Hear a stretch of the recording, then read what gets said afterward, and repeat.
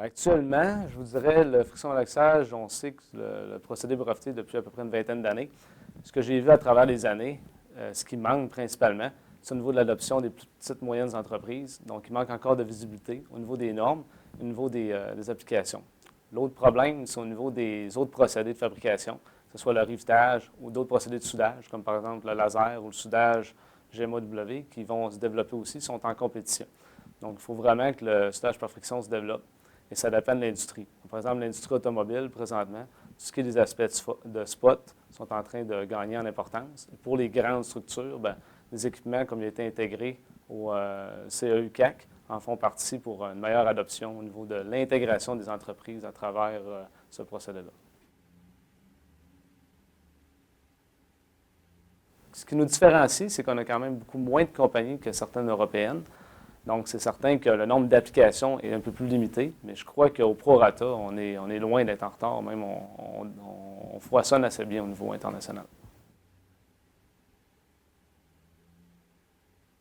Bien, selon moi, au niveau de l'avancement du Canada par rapport aux autres pays, comme par exemple ici, on a le symposium FSW, est-ce qu'on accuse un certain retard sur les autres pays? Je ne crois pas, parce qu'on a quand même beaucoup de groupes de recherche qui travaillent au niveau du procédé depuis plusieurs années.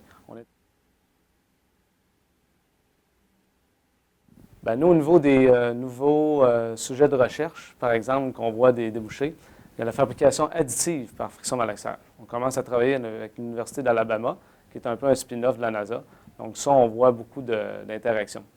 Au niveau des logiciels de simulation, on travaille d'ailleurs, un de nos nouveaux collègues qui vient de l'UQAC, Kirk Fraser, travaille avec le développement d'un logiciel. Je crois que l'avancement, la plupart de nos clients sont rendus à l'étape qu'ils doivent simuler exactement tous les procédés qu'ils travaillent, que ce soit au niveau automobile, que ce soit au niveau de la fabrication ferroviaire. Donc, ça prend vraiment ces outils-là, on est en train de les développer. De l'autre côté, on a vu ici tout ce qui est le remplissage refill spot. Je crois qu'il y a plusieurs compagnies. Donc, pour compétitionner le soudage par résistance dans le milieu automobile ou même pour des remorques qu'on est en train de regarder avec certains clients, je crois que c'est des choses à surveiller là, à moyen terme là, au niveau du procédé. La plupart des questions qu'on rencontre par rapport à l'adoption du soudage par friction malaxage pour des nouvelles applications, c'est souvent le coût du développement initial. Souvent, leurs clients à eux deviennent problématiques parce qu'ils ne connaissent pas le procédé, ils demandent des qualifications spécifiques. Les gens ont peur au niveau du premier coût. C'est-à-dire qu'il y a un petit investissement qui est souvent assez mineur parce que le développement est assez robuste, puis ça, ils ne le voient pas d'emblée. Un autre aspect, l'intégration du procédé dans leurs usines. Je crois que si on veut adopter de plus en plus la technologie, on doit se transférer vers des rétrofitages de centres d'usinage, où ce que là, les plus petites compagnies vont être capables de l'utiliser.